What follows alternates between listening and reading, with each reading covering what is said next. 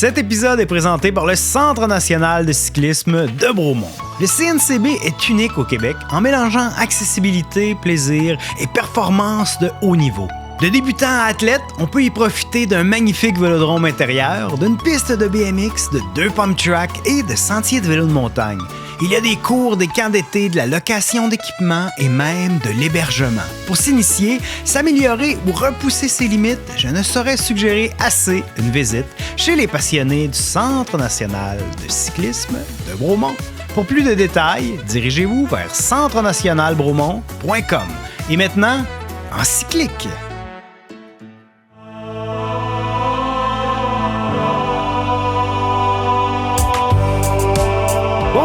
Bonjour et bienvenue à Encyclique, un podcast où nous donnons notre vérité sur tout ce qui touche de près ou de très loin au vélo. Je suis Jonathan Bérois. Et moi, Benoît Simard. Notre invité aujourd'hui est le magicien d'Oz du vélo, caché dans sa tour d'ivoire à Granby.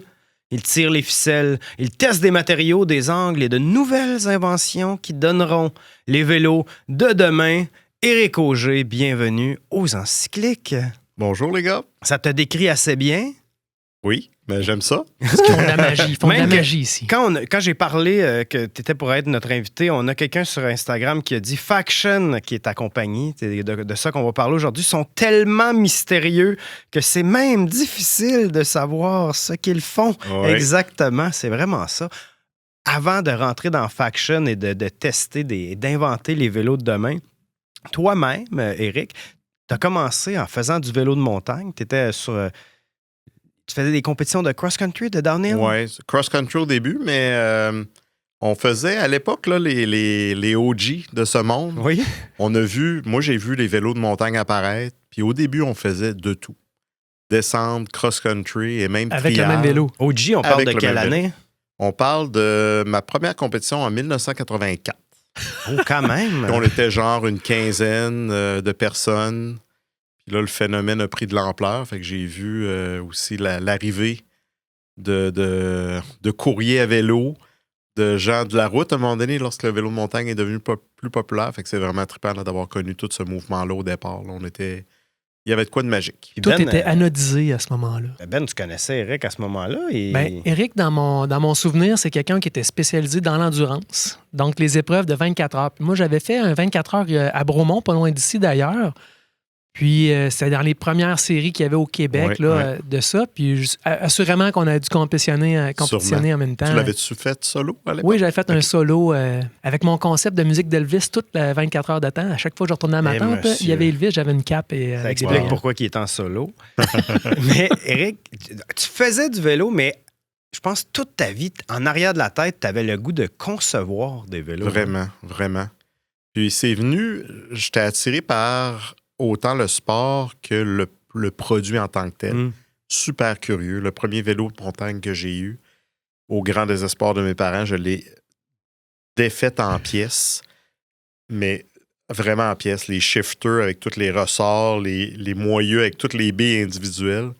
J'étais juste curieux de nature. J'ai toujours été curieux. Je faisais des Legos quand j'étais petit. Le vélo, c'est devenu un peu mon nouveau Lego. Ouais. Puis rapidement, quand j'ai travaillé dans des bike shops, parce que la passion, puis tout le monde qui a travaillé dans l'industrie du vélo a tout passé par un bike shop. J'ai vu à quel point les vélos n'étaient pas fiables à l'époque. Et là, c'est là qu'il y a une petite lumière qui allume en dedans de moi. J'ai dit, mais moi, j'aimerais faire les vélos plus résistants. Ouais, faire mieux. Génie mécanique au Saguenay. À Laval, à l'Université Laval à Québec. J'étais à Québec à ce moment-là. Et ce qui t'amène au Saguenay, c'est travailler chez De Vinci. C'est bien ça. Pour en faire mieux. Oui, au début. Puis lorsque je suis arrivé là-bas, c'était une micro-compagnie. Ça débutait. J'étais le premier ingénieur. Je travaillais avec le propriétaire. Dans le même bureau, on partageait.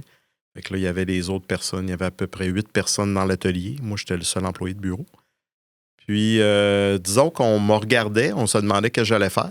Mais j'ai fait des bons coups assez rapidement. Avec des bonnes géométries. J'ai réglé des problèmes. Puis après ça, on m'a fait confiance toutes ces années-là. Puis j'ai pu innover énormément. Combien de temps tu étais là? 13 ans au total. Ah, quand même, hein? Ce qui nous amène... Je veux vraiment parler de Faction, donc je saute déjà, mais en 2010, tu fondes Faction Bike Studio, à l'époque au Saguenay, aujourd'hui à Granby. Et ça, c'est quoi Faction Bike Studio?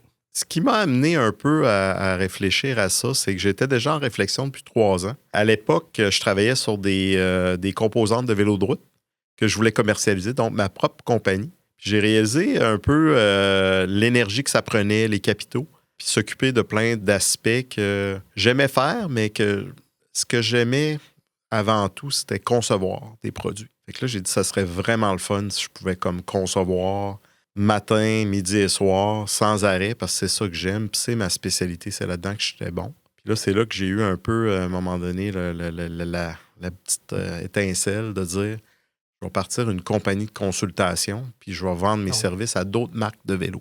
Fait que c'était l'objectif à l'époque. Vendre quel service? Je sais que tes premiers clients, c'était même pas ici, c'était en Europe, en Afrique du Sud. Oui, c'est ça. Vendre quoi? Ben, en fait, c'est de l'expertise en développement de produits. Créer des géométries, créer des cinématiques de vélo double suspension, faire la modélisation 3D, faire les plans, puis utiliser le background que j'avais en design, ce qu'on appelle le design for manufacturing, c'est de penser aux produits dans le but de les produire en production de masse. Est-ce qu'il y a beaucoup de compagnies dans le monde qui font ça? C'était quoi ton inspiration? Il n'y en a pas tant. Ben, l'inspiration est venue de moi-même, puis au fur et à mesure que je suis rentré là-dedans, j'en ai découvert d'autres.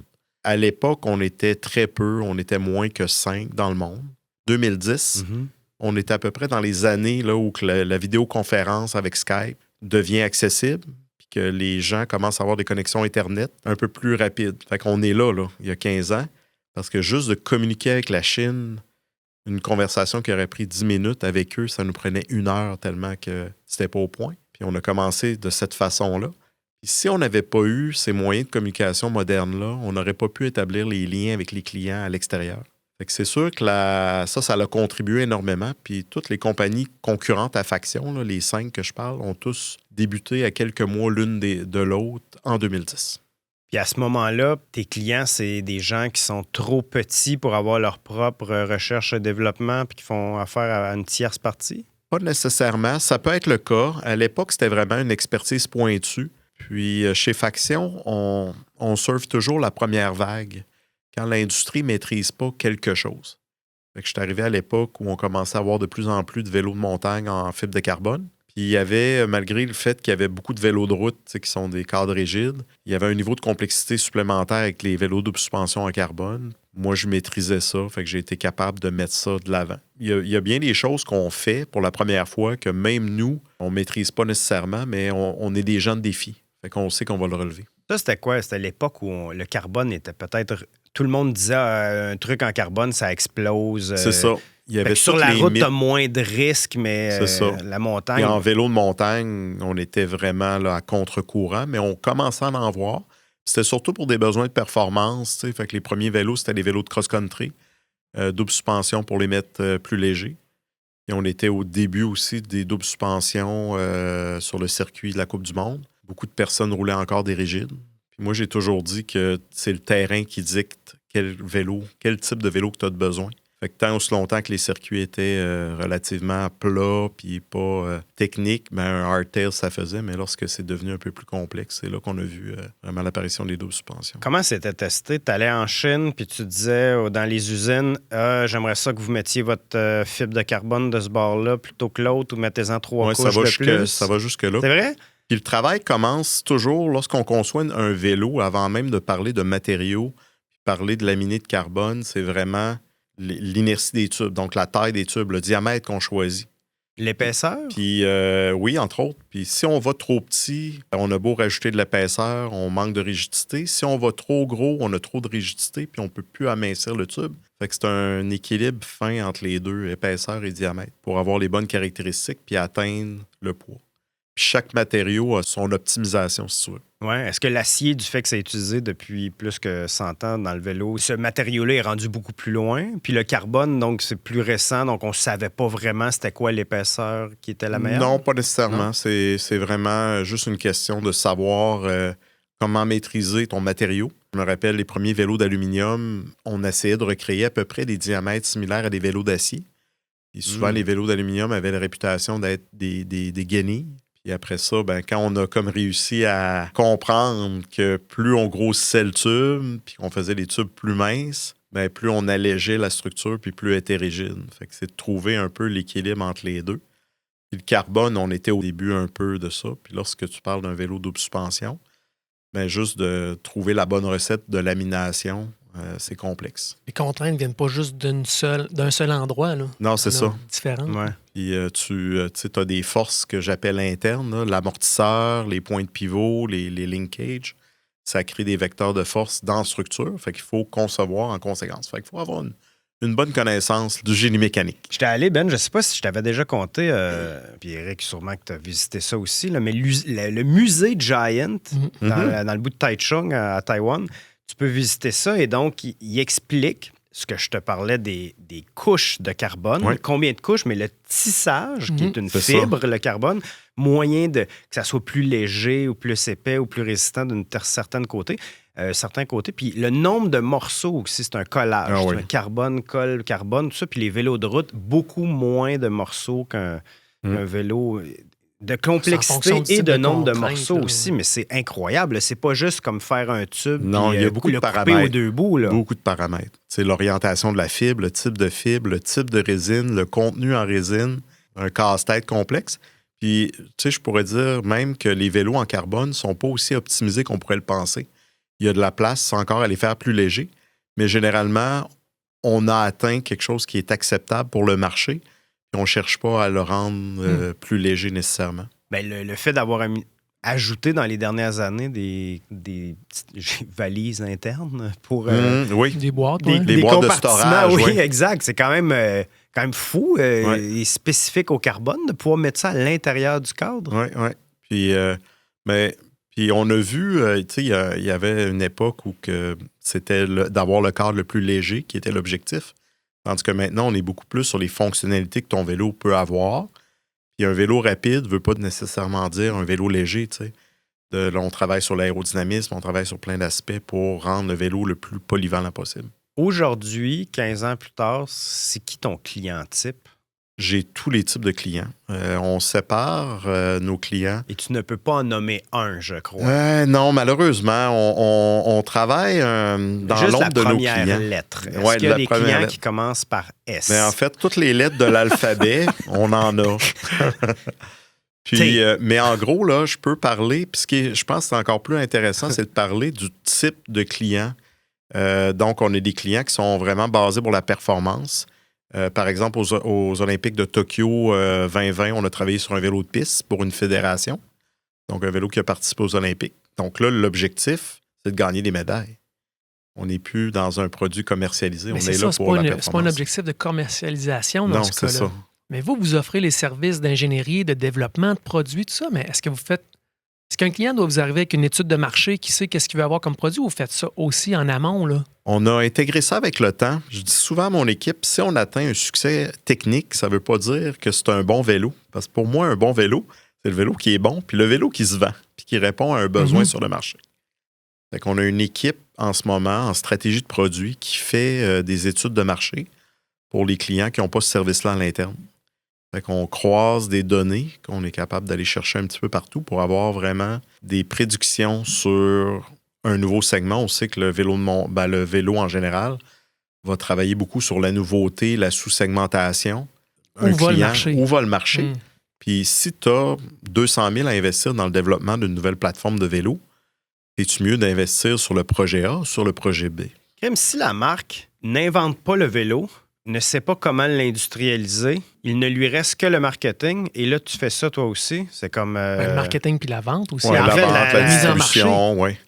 La marque ne fait plus grand-chose à part... ils ont toujours leur intrant.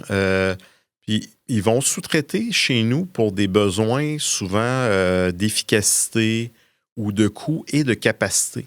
Fait que la plupart de nos clients ont des départements de recherche et développement. Ils vont faire la majorité de leur développement, puis ils vont sous-traiter certains projets à Faction Bike Studio pour compléter leur capacité, puis éviter d'avoir embauché et formé et intégré des nouveaux employés. Tes clients, t'es un joueur mondial. Oui, maintenant, on touche à tous les types. Je parlais au début, c'était beaucoup les vélos de montagne, double suspension. Ça a été notre première vague technique. Après ça, on a connu les fat bikes, où tout était à faire, les vélos de gravel, où tout était à faire, les vélos électriques. on va d'une spécialité à une autre comme ça au fur et à mesure que l'industrie évolue. Mais même dans le monde, tu as des clients, des marques de vélos qui viennent de partout, en Amérique, en Europe. Oui, on s'imagine un monde infini lorsqu'on est à l'extérieur de l'industrie du vélo. Mais je peux vous dire qu'en démarrant Faction Bike Studio, je savais c'était qui mes clients potentiels. Je savais que je pouvais connaître une personne interposée qui pouvait m'introduire à un client. Et finalement, c'est pas une si grosse nombre de industrie. contacts. Combien de fois tu es allé à Taïwan? J'ai arrêté de compter. Ouais. Mais environ 2 fois par année depuis 1994 jusqu'à 2020. Puis là, 2020, avec la COVID est arrivée. Ça m'a fait du bien. J'ai arrêté de voyager un peu. On a envoyé d'autres. Il y a quelques années, j'avais un projet à Taïwan. J'étais à Taichung durant la Taichung Bike Week. Et il y avait 2 de tes employés qui étaient là et avec lesquels j'ai roulé en vélo de montagne à Taichung. Ils sont bien comportés. Ils m'ont fourni... il y avait un de vos contacts là-bas sur place qui avait des vélos de montagne. Ils nous ont fourni ça. Je n'ai aucun souvenir comment je me suis greffé à ce groupe-là, probablement. Le hasard des choses. Juste en m'incrustant. Avez-vous un vélo pour moi? Et là, c'est beaucoup moins développé, le vélo de montagne. Là-bas. C'était comme une espèce de semi-jungle à côté, comme en plein centre-ville. Pas centre-ville, mais en pleine ville. Et on a réalisé rapidement qu'il y avait des araignées plus grosses que ma main qui avaient fait des toiles d'araignée en travers de la piste. Alors, je dois avouer maintenant publiquement... T'es content de pas être le premier? Ben oui, c'est ça. Je disais donc à tes 2 collègues, allez devant, là, je voudrais pas m'imposer, vous êtes plus rapide. Mais j'ai des photos avec les araignées sont énormissimes. Quand la toile d'araignée sonne comme une corde de guitare. Non, mais c'est à peu près ça. Ça avait pas rapport. Mais peut-être tu peux parler de le Taichung Bike Week. C'est quoi l'intérêt pour vous d'être là-bas? Nous, on est là pour 2 choses, en fait. Vous êtes exposant? Oui, depuis cette année, la première fois. Avant, nous, on faisait un jeu de coulisses. La plupart des salons, Eurobike, Taipei Show, Taichung Bike Week, Sea Otter aussi, on a des rencontres avec nos clients, mais c'est toujours des rencontres que j'appelle de corridor. On se donne un point de rendez-vous. Et on a notre rencontre pour parler business, parler du futur. Fait que ça, c'est les conversations qui m'allument. Quand je vais à Eurobike, c'est pas de voir les vélos dans les kiosques. Ça m'intéresse pas. Ça, c'est du passé pour toi? C'est du passé pour moi. Fait que moi, ce que j'aime, c'est les discussions dans les petits bureaux en arrière où on parle du futur. On a souvent une vision sur 3 ans. Taipei, c'est un côté business.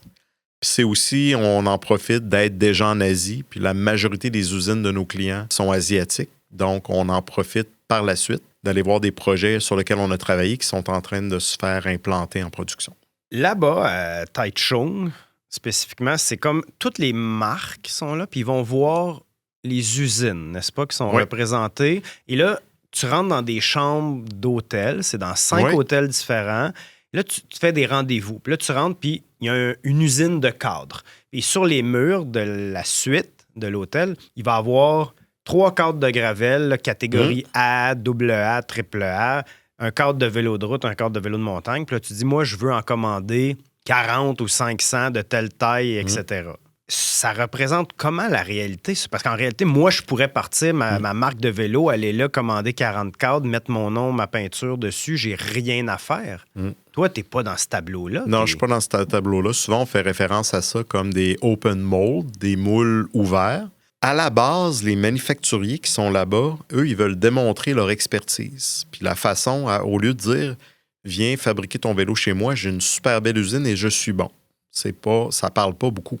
Donc, les cadres qu'ils font, des cadres d'usine, sont des cadres pour démontrer leur expertise. Mais ils ont un marché parallèle où ils vont vendre à des petites marques des vélos comme en white label qui vont permettre, souvent, ils vont donner des exclusivités territoriales.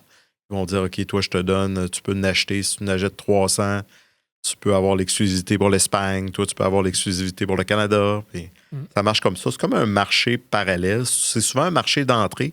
Nous, on a des clients qui ont commencé de cette façon-là. C'est un peu comme la première marche, la petite marche, avant de faire un développement complet. Mais ça a des limites parce que tu n'as pas tout. Dépend du fabricant. Puis, malgré le fait que tu envoies beaucoup d'offres, ils n'auront jamais la bonne géométrie, ils n'auront jamais la bonne philosophie, le bon dégagement de pneus. Puis tu peux chercher très longtemps pour jamais trouver le vélo qui te plaît. Donc, peut-être un peu en arrière aussi sur justement souvent. la largeur de pneus ou Ouais. les angles ou le... Puis il faut dire que pour eux, c'est une carte de visite pour montrer leur expertise manufacturière, mais on n'est pas à l'avant-plan technologique. Fait que ça, c'est là que nous, on entre en ligne de compte pour être au début des tendances puis fixer les spécifications du futur. Les vélos qu'on peut acheter, ça c'est peut-être une parenthèse, là, mais j'utilise ton expertise, mais sur AliExpress, là, ce Oui. genre de choses, là, puis il y a des forums là, de Chine, là, on va appeler ça un peu en blague des Chinarello, c'est-à-dire un Pinarello, mais couleur carbone, que après ça, tu peux mettre n'importe quelle couleur. Ça coûte 300 $ le cadre. Puis ça vient peut-être, on ne sait pas, de la même usine le dit Pinarello ou un autre. Combien ça vaut? Est-ce que ça vaut 300 ou ça vaut plus? C'est tellement difficile parce que c'est une jungle. On ne sait pas d'où ça vient, justement. Puis dans des expertises en contrefaçon de vélos qui ont de l'air legit, même des fois en empruntant la marque, en faisant l'analyse de ça, dans les pires cas, même trouver des couches de papier journal. Mais non. Et des couches de fibre de verre au lieu du carbone dedans. Puis le danger, on me demande souvent cette question-là. J'ai vu des rouges sur AliExpress. Qu'est-ce que t'en penses? Oui. Bon? Mais en fait, es-tu prêt à prendre la chance? Parce qu'une roue, là... Qu'elle t'explose dans le Qu'elle face. t'explose. Ou une selle qui Ouais. pète en dessous des fesses, Il y a un c'est plate, risque. là. Mais moi, je dis, Une fourche au touche noix pas à avant. ça. Ceci dit, le marché chinois est un peu en émergence. Ils ont développé l'expertise pour des clients, puis il y a certains vélos qui peuvent potentiellement être on par avec des vélos qui existent commercialement. Mais c'est un peu comme une boîte à surprise, tu sais pas. Il faut aller, nous autres, si quelqu'un veut aller dans cette direction-là, la première affaire qu'on va faire, c'est qu'on va aller faire, excuse-moi de mon terme anglais, un factory assessment. Donc, de valider si l'usine est vraiment legit, si elle a des procédures de bien implanter, s'ils sont capables de faire de la qualité, puis s'ils sont capables de répéter cette qualité-là sur un lot de production. Comment tu fais pour voir ça? Ben, encore là, c'est notre expertise. Moi, je suis issu d'un monde manufacturier. Chez De Vinci, c'est une marque de vélo, mais c'est aussi un fabricant de cadres. Il y a très peu de marques encore aujourd'hui qui fabriquent leurs propres cadres. Donc, pour moi, j'ai toujours eu cette considération-là.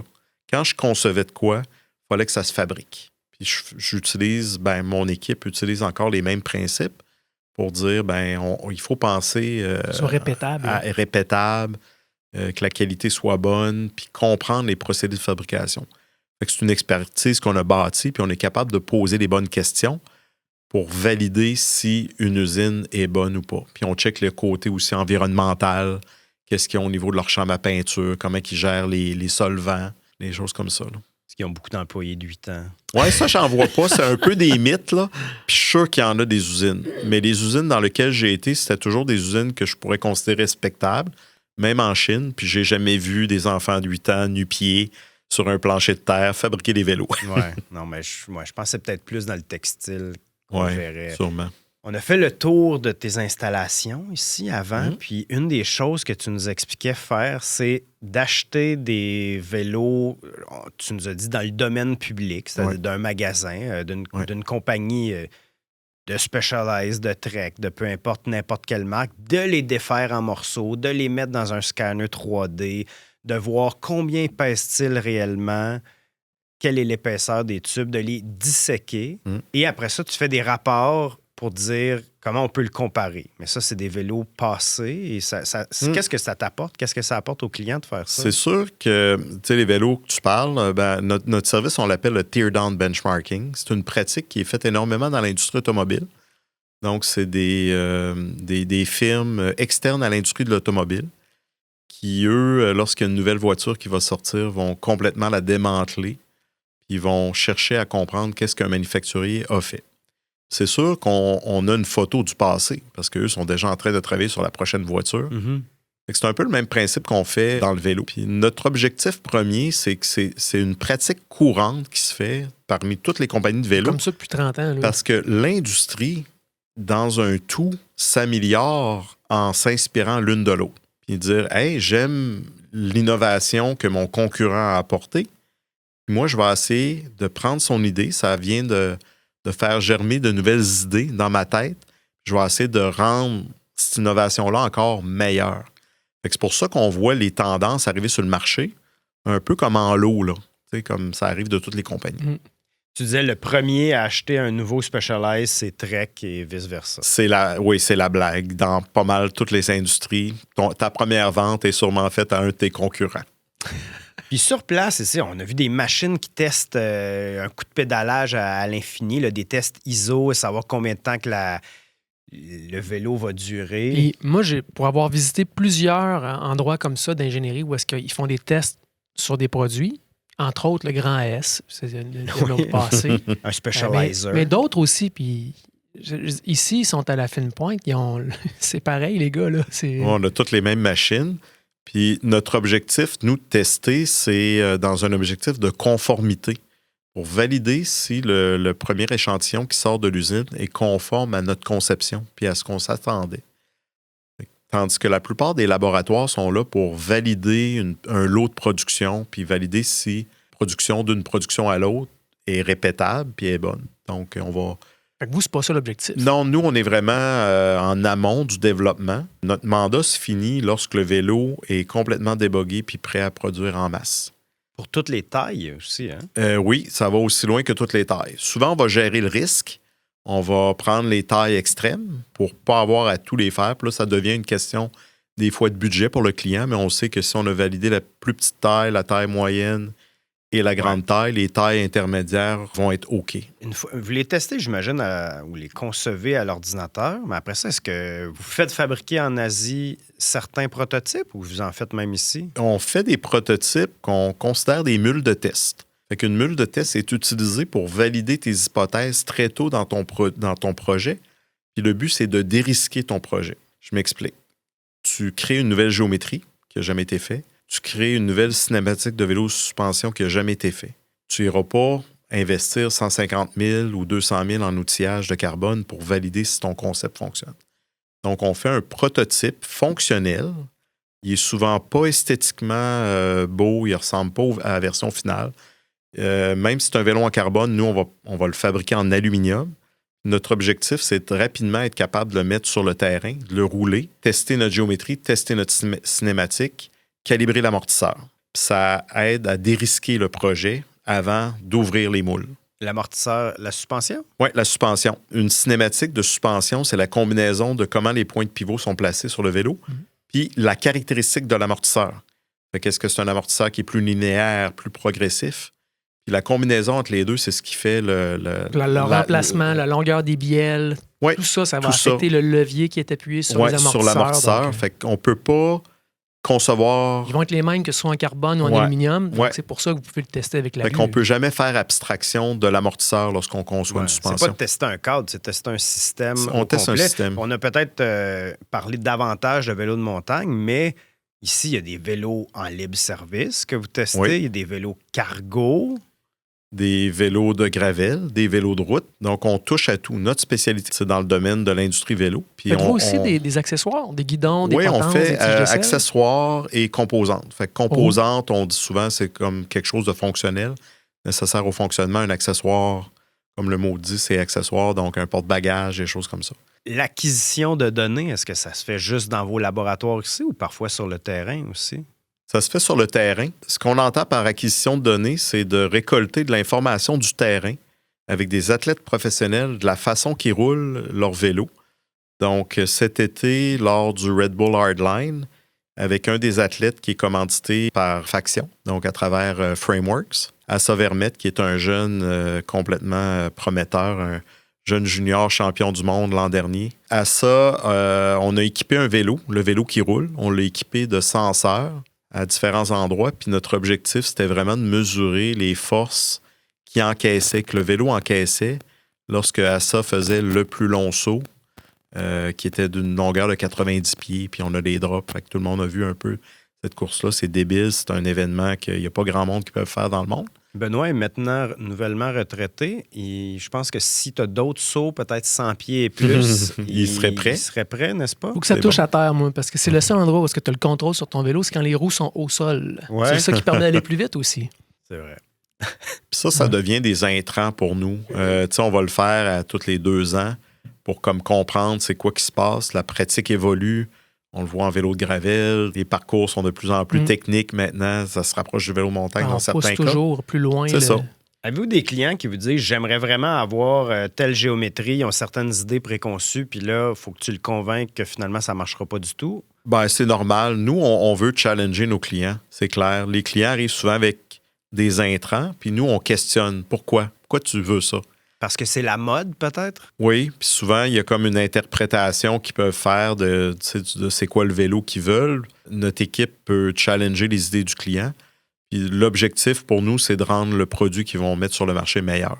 Fait qu'on les challenge un peu là, pour qu'ils se dépassent. Récemment, vous testez des roues 32 pouces et tout ce qui va avec, le système autour d'une roue 32 pouces. Est-ce que c'est le vélo du futur? Est-ce que c'est ça qu'on va voir dans 3 à 5 ans?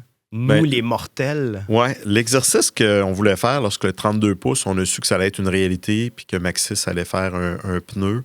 C'était de dire, au lieu d'être autour dans un coffee shop puis de se raconter des histoires, puis je pense que si, je pense que ça, puis être un peu comme des discussions sans fondement, nous, on a dit, faut s'approprier l'information de ça. Fait que c'était vraiment de la curiosité professionnelle au départ. Puis on s'est dit, faut regarder c'est quoi les gains pour ça. Puis on a essayé de le faire tout de suite dans un produit, de s'imaginer où ça peut aller. La plupart des vélos 32 pouces qu'on a vus, il y avait surtout des vélos de montagne hardtail qu'on a vus au début.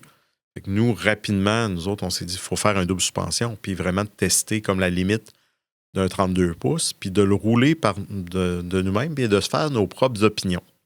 Une fois qu'on a eu nos opinions, on a dit, ben là, il faut valider les sensations qu'on a eues quand on l'a roulé, ce vélo-là, puis d'amener la technique derrière le ressenti. On dit souvent que le 29 pouces roule plus, il passe par-dessus les obstacles, son inertie est plus grande, tout ça, mais en contrepartie, il est moins maniable, nanana. Puis ça, c'est une différence de 1,5 pouces avec le 27,5.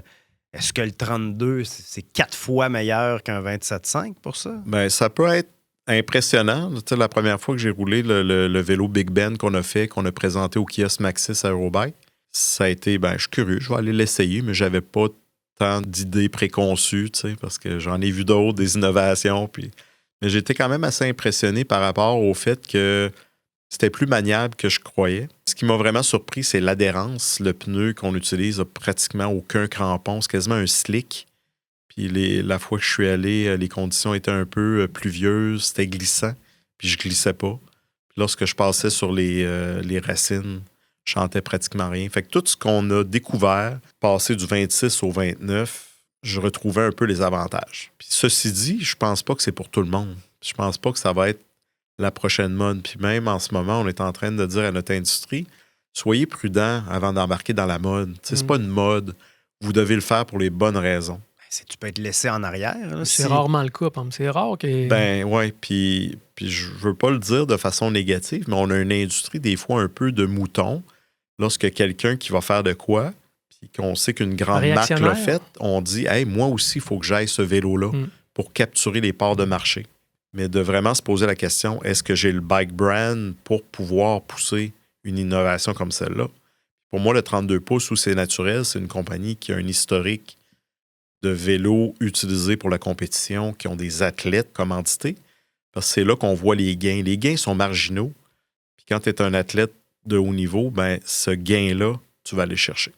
C'est quoi le reste du vélo du futur, les autres choses? Là, moi, je vois dans les dernières années des doubles suspensions avec un guidon de route. Oui. On voit ça surtout dans les courses de longue distance où tu veux à la fois de l'aérodynamisme et une suspension. Puis le gravel en particulier, je pense, pour un gars qui a été depuis si longtemps que ça dans cet univers-là, crème, en 84, tes premières compétitions. Oui. 84, ton vélo, il ressemblait à quoi par rapport à un vélo de gravel d'aujourd'hui? Bien, honnêtement, la première fois que j'ai roulé mon vélo de gravel, je retrouvais les sensations que j'avais dans les années 90. Puis pour quasiment réaliser que mon vélo de gravel était plus performant que mon vélo de montagne pouvait l'être à l'époque. Puis quand on revoit un vélo de montagne de ces époques-là, les pneus étaient très petits. Tu sais, quand on regarde un 1.9 là, de pneus avec les petits crampons, 1.7 même. Te souviens-tu d'avoir roulé des Continental 1.7 gonflés à 70 PSI? Oui, ça avait aucun bon sens. Puis Mais c'est la vie. On évolue. On pensait que c'était bon, les guidons les plus courts. On sciait nos guidons pour les rendre le plus courts possible. Puis les angles de direction, c'était tellement...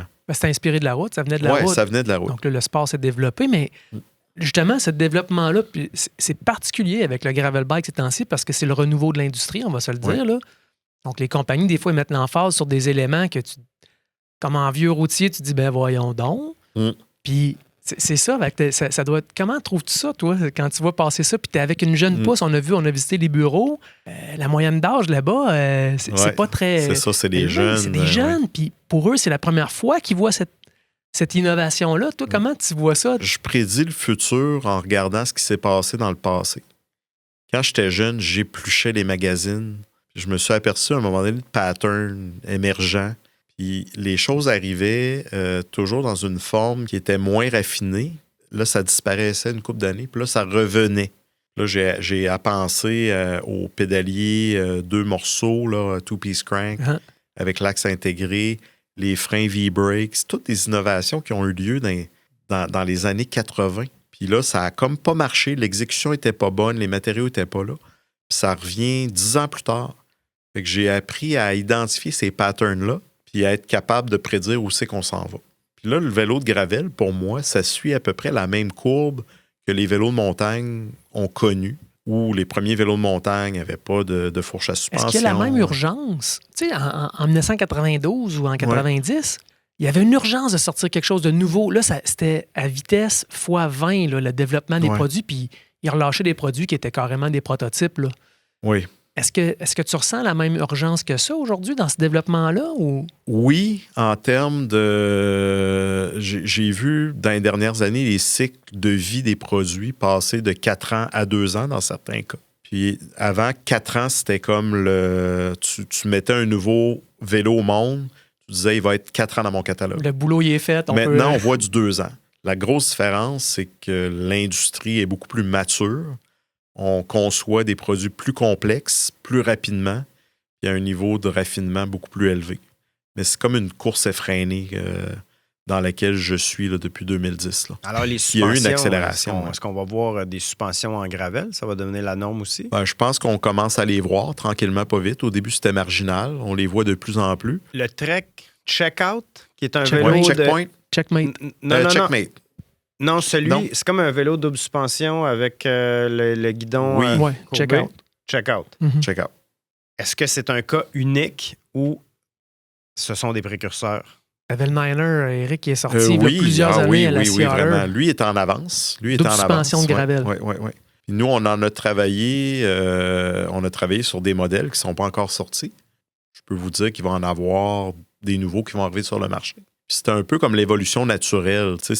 Les courses sont de plus en plus longues. Fait que là, ça met beaucoup d'efforts sur le cycliste, la fatigue, etc. Fait que les suspensions sont là un peu pour aider le confort, puis aller plus vite, plus loin, pendant plus longtemps. Il n'y a pas juste les VUS qui ont des suspensions, il y a les autos sportives aussi ont des suspensions. Oui, c'est ça, parce que c'est un gain de performance. Puis en gravel, imaginez que vous descendez à 70 km/h, il y a une courbe en bas, avec des brake bumps, les suspensions vont vous aider à améliorer le contrôle puis à que vous ne preniez pas le champ. Fait que c'est un gain de performance et un gain de confort.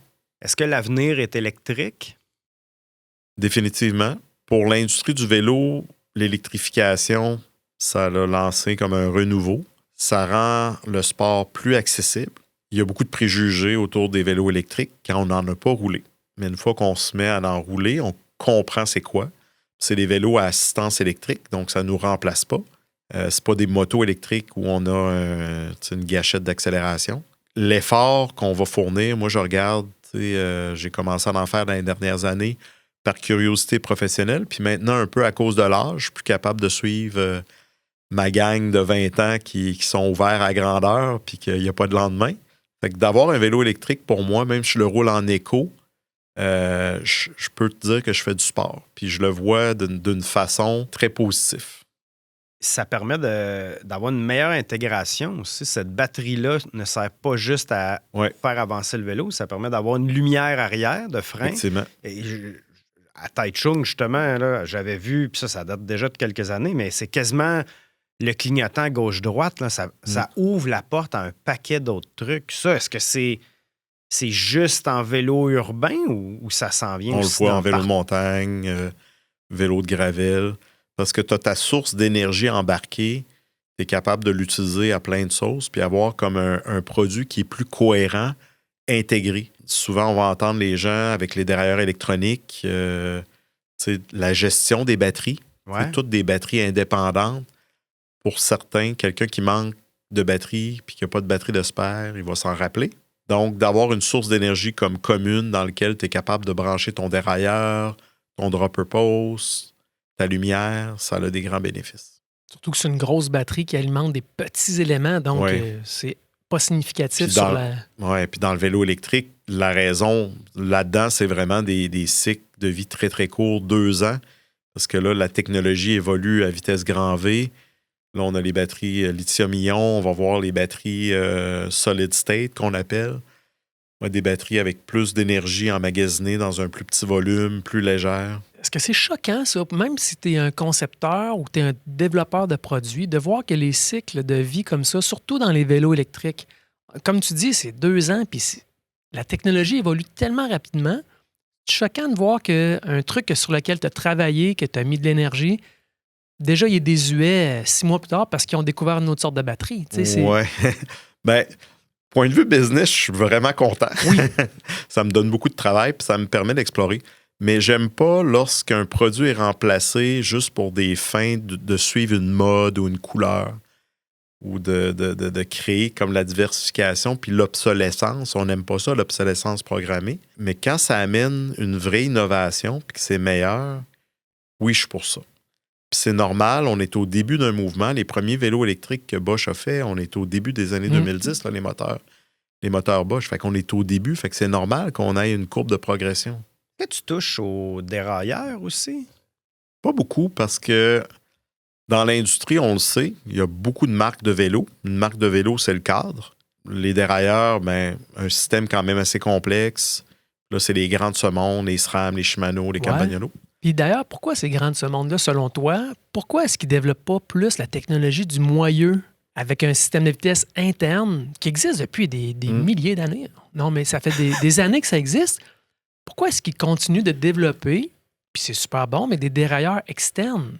Pourquoi ils mettent de l'énergie là-dedans encore? C'est raffiné. C'est comme on est à l'apogée de ce qu'un dérailleur est. Tu sais, quand on pense aux premiers dérailleurs, des dérailleurs 3 vitesses, il y avait des changements de vitesse non indexés. C'est un peu le parallèle que je fais avec les moteurs à combustion. Tout ce qu'on a rajouté avec le temps pour les rendre parfaits. Mais à la base, c'est une technologie relativement primitive qui s'est raffinée avec le temps. C'est juste de penser qu'on fait dérailler une chaîne. Tu sais, quelqu'un qui dirait on va inventer un système qui va faire dérailler une chaîne. C'est complètement stupide. Pour dire qu'un produit n'est pas un produit, mais qu'un projet a avorté, ça a déraillé. Ouais. Contrôler un déraillage. Oui, on va. Puis il n'y a aucun autre machine, à ma connaissance, qui utilise ce concept-là de pousser une chaîne pour la faire dérailler d'un pignon, pour la faire embarquer sur un autre. Ça semble farfelu, mais on le connaît, ça a toujours fait partie de notre quotidien. Puis ça, ce système-là, c'est raffiné. Il est très performant. La chaîne, c'est le moyen de transmission d'énergie qui est le plus efficace. On est à 98% et plus. Il faudrait que je regarde les chiffres, mais on est très, très haut. Lorsqu'on a des moyens internes, on utilise des engrenages, puis là, il y a une perte d'efficacité qui se fait. Il y a de la friction, il y a de la complexité, puis là vient la notion du coût. Parce que dans les dérailleurs, on peut aller dans des magasins de masse, là, Walmart et compagnie, Canadian Tire, mais le vélo à 99 $, il y a un dérailleur dessus. Ils ont trouvé des façons de le faire. A été magasiné un vélo chez Canadian Tire. Oui, je sais, merci Ben de me le dire. Ça doit être 250 aujourd'hui. Hein? OK, on continue dans le futur. Est-ce que les pneus vont continuer à élargir et jusqu'où? Et les jantes... Tu parles, mettons, gravel, par exemple. Là. Même sur la route? Même sur la route. Mais ce qu'on s'est aperçu qui est assez nouveau, il y avait de quoi qui était... On avait une mauvaise conception de qu'est-ce qui était un pneu efficace. Moi, je me rappelle, pour ne pas trahir mon âge, on avait des pneus 19C pour nos vélos de route dans les années 80. Gros comme un crayon, ça. C'est vraiment pas gros. Tu vois ça aujourd'hui et ça fait peur. Tu comprends même pas comment on pouvait faire pour rouler là-dessus. Puis la mentalité de l'époque, c'était plus ton pneu est étroit, plus j'ai de l'air dedans, plus je vais avoir un vélo efficace. Mais on s'est aperçu avec le temps, ça date de pas très, très longtemps, que plus le pneu était large, plus il était souple, plus sa résistance au roulement diminuait. En fonction de la surface. C'est ça. Puis la capacité du pneu à pouvoir se déformer. Puis là, le trade-off, c'est que plus ton pneu est large, plus tu augmentes l'air frontal, plus tu as une résistance aérodynamique.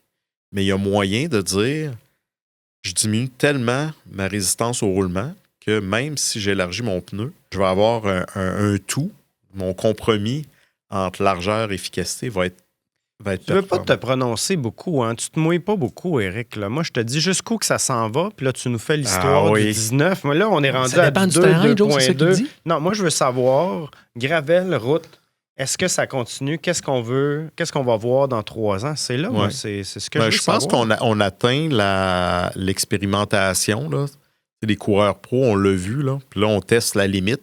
Souvent, la limite est la largeur de ton cadre. Puis, tu sais, on aurait dit que les coureurs pros auraient couru sur du 30 ou du 32. Personne ne t'aurait cru il y a 10 ans. Là. Il y a 5 ans. Il y a 5 ans, oui. Ça va vite. C'est... Puis, nous, on a eu l'occasion, lorsqu'on a fait le vélo pour une fédération aux Olympiques que je vous parlais, on a tenu compte de ça. Puis, on a pu faire des mesures en laboratoire. On avait engagé une sommité dans le domaine du pneumatique. Puis, on est allé tester ça. On a mesuré ça. Sur une piste? Oui, sur un banc de test pour mesurer c'était quoi le gain, les pertes énergétiques qu'on avait quand on avait un petit pneu versus les plus gros pneus. Puis je dois vous dire que lorsqu'on est arrivé aux Olympiques, on avait les pneus les plus larges. Même sur un vélodrome? Oui, même sur un vélodrome. Ouais. Alors qu'il n'y a pas d'aspérité, il n'y a pas de roche, il n'y a pas de craque. Non, c'est ça. Puis malgré ça, parce que c'est la résistance au roulement qu'on diminue. Puis après ça, on le conçoit comme un tout. Vous voyez le pneu comme si on regarde une aile d'avion. Là, vous avez dans votre tête l'image d'une aile d'avion. Mais le devant de l'aile, là, le nez de l'aile, ça, c'est votre pneu. Et on conçoit la jante comme un système pour éviter le décrochage. Et même l'espace qu'il y a entre le pneu, la jante et la fourche est important. On valide ça. Puis qu'il y a 2 écoles de pensée qui sont bonnes. Soit que c'est le plus proche possible de ton pneu puis de ta jante, ou soit que c'est le plus éloigné.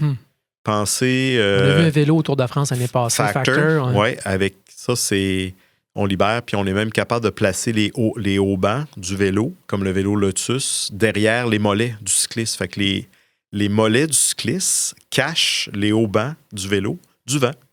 Fait que c'est un avantage aérodynamique, parce qu'aux yeux de l'UCI, un vélo, il faut que ça soit 2 triangles. Fait qu'il faut que tu aies des haubans. Mais de façon aérodynamique, performance, tu voudrais avoir un vélo sans haubans. Parce qu'on travaille avec les contraintes d'un organisme là, pour le cyclisme professionnel. Ouais. Donc, même les vélos les plus performants ne sont peut-être pas légaux pour l'utilisation en compétition. C'est ça.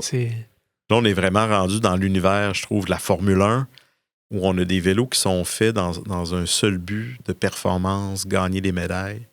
C'est quand même, moi, je trouve ça excitant. C'est des beaux défis d'ingénierie.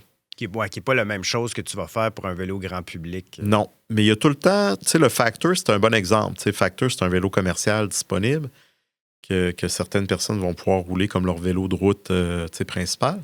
Fait que ces innovations-là qu'on va voir aux Olympiques ou dans d'autres disciplines peuvent se décliner. Ouais. Quand on rentre dans une boutique de vélo, Éric, nonobstant les marques ou les créneaux, combien de vélos là-dedans sont passés par ici? Pas tant que ça. En pourcentage, je ne pourrais pas dire un chiffre.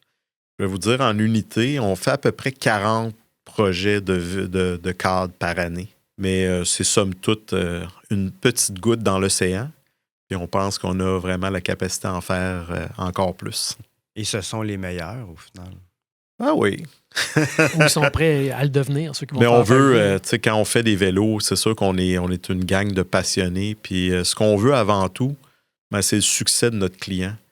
Puis souvent, c'est, tu sais, le client, des fois, il vient même pas nous voir pour notre expertise technique. Il vient nous voir pour augmenter ses chances de succès. Ça peut être uniquement de dire, est-ce que tu vas être capable de faire le projet dans les délais et dans les coûts? Fait qu'on a comme une sécurité parce qu'on est optimisé, on est structuré. Puis étant donné qu'on fait beaucoup de vélos dans une année, mais on a cherché à rendre notre processus le plus efficace possible. Merci beaucoup d'avoir été avec nous. Ça fait de nous avoir plaisir. démystifié ce monde-là. Félicitations. Oui, félicitations, pour vrai, c'est vrai. Et on va clore ici ce chapitre, mais nous prenons vos commentaires et vos questions. Éric, on peut s'informer sur ton entreprise au factionbikestudio.com et on peut vous trouver sur les réseaux sociaux au Faction Bike Studio. Oui. Et Benoît, comment te joint-on? Au arrobas encyclique avec un S. Et je suis disponible au @Jonathan Berrois. Merci beaucoup pour votre écoute et à bientôt pour d'autres encycliques. Ah!